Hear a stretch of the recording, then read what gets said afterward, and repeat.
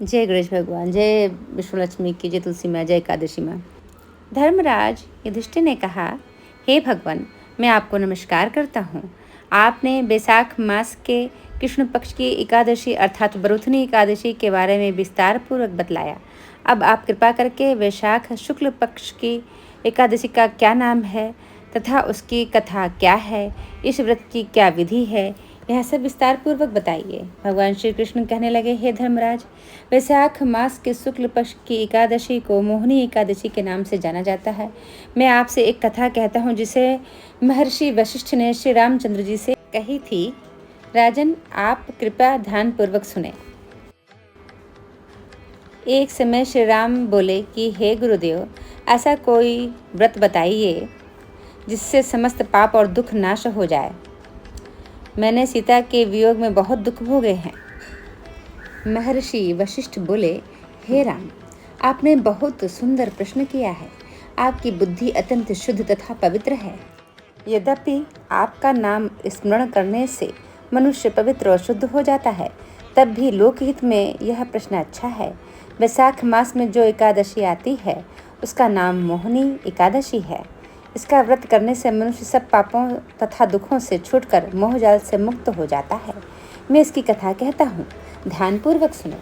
सरस्वती नदी के तट पर भद्रावती नाम की एक नगरी में दुतिमान नामक चंद्रवंशी राजा राज करता था। वहाँ धन धन से संपन्न व पुण्यवान धनपाल नामक वैश्य भी रहता था। वह अत्यंत धर्मालु और विष्णु भक्त था। उसने नगर में अनेक भोजनालय, प्याऊ कुएं, सरोवर, धर्मशाला आदि बनवाए थे। सड़कों पर आम, जामुन, नीम आदि के अनेक वृक्ष भी लगवाए थे। उसके 5 पुत्र थे, सुमना, सद्बुद्धि, मेधावी, सुकृति और धृष्ट बुद्धि। इनमें से 5वां पुत्र धृष्ट बुद्धि महापापी था। वह पितर आदि को नहीं मानता था। वह वेश्या, दुराचारी मनुष्यों की संगति में रहकर जुआ खेलता और पर स्त्री के साथ भोग विलास करता तथा मद्य मांस का सेवन करता था। इसी प्रकार अनेक कुकर्मों में वह पिता के धन को नष्ट करता रहता था। इन्हीं कारणों से त्रस्त होकर पिता ने उसे घर से निकाल दिया था।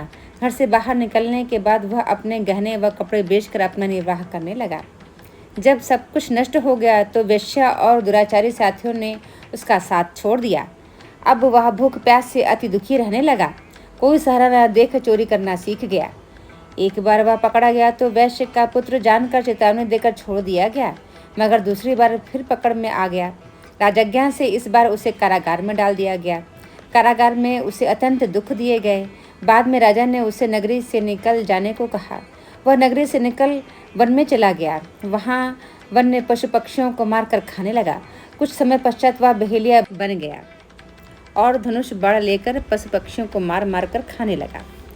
एक दिन भूख प्यास से व्यथित होकर वह खाने के तलाश में घूमता हुआ कौंडिन्य ऋषि के आश्रय में पहुंच गया। उस समय बैसाख मास था और ऋषि गंगा स्नान कर आ रहे थे। उनके भीगे वस्त्रों से छींटे उस पर पड़ने से उसे कुछ सद्बुद्धि प्राप्त हुई। वह कौंडिन्य मुनि से हाथ जोड़कर कहने लगा कि हे मुनि, मैंने जीवन में बहुत पाप किए हैं। आप इन पापों से छूटने का कोई साधारण बिना धन का उपाय बताइए। उसके दीन वचन सुनकर मुनि ने प्रसन्न होकर कहा कि तुम वैशाख शुक्ल की मोहिनी एकादशी का व्रत करो। इससे अनेक जन्मों के किए हुए मेरु पर्वत जैसे समस्त पाप, महापाप भी नष्ट हो जाते हैं। मुनि के वचन सुनकर वह अत्यंत प्रसन्न हुआ और उनके द्वारा बताई गई विधि के अनुसार व्रत किया।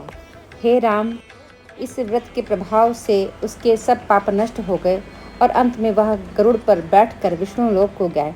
इस व्रत से मोह आदि सब नष्ट हो जाते हैं। संसार में इस व्रत से श्रेष्ठ कोई व्रत नहीं है। इसके महात्म को पढ़ने से अथवा सुनने से 1000 गोदान का फल प्राप्त होता है।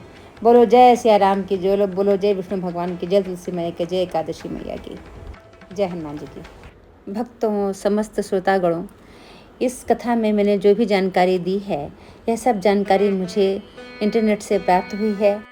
मुझसे कथा कहने में कोई भी त्रुटि हुई हो तो आप सभी मुझे क्षमा करें। बोलो गणेश भगवान की जय, एकादशी मैया की जय, विष्णु लक्ष्मी मैया की जय, गरुण जी की जय, तुलसी मैया की जय।